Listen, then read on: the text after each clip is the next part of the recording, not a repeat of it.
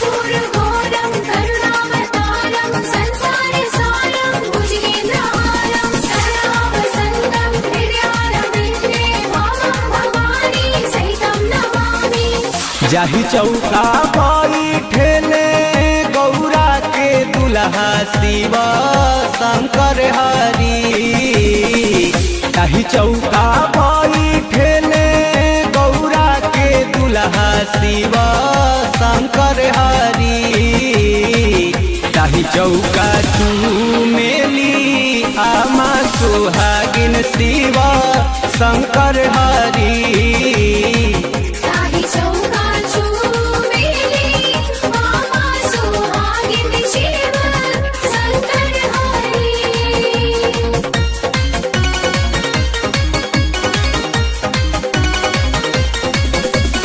तोर धनवा मोर धनवा के में मिलाओ रे।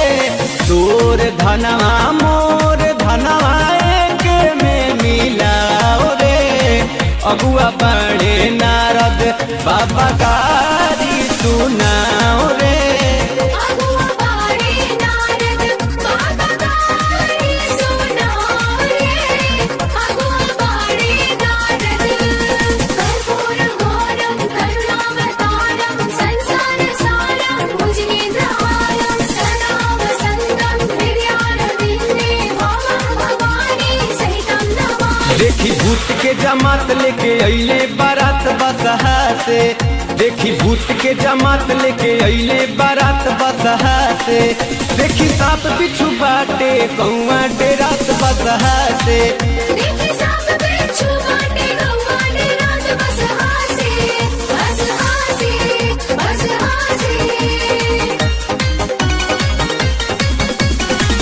गरवा में अजगर सांप देता फुफकारी हो। गरवा में अजगर सांप देता फुफकारी हो। दुल्हा लागत बा मातारी आहो लाला। कैसे रही है गौरा दुलारी आहो लाला। दुल्हा लागत बा मातारी आहो लाला। कर्पूरघोरं करुणावतारं संसारसारं भुजगेन्द्रहारं सदा वसन्तं हृदयारविन्दे भावं भवानी सहितं नमामि। जय अविनाशी जय कैलाशी जय हो जय काशी के वासी। जय अविनाशी जय कैलाशी जय हो जय काशी के वासी। जय अविनाशी जय कैलाशी जय हो जय काशी के वासी। जय अविनाशी जय कैलाशी जय हो जय काशी के वासी।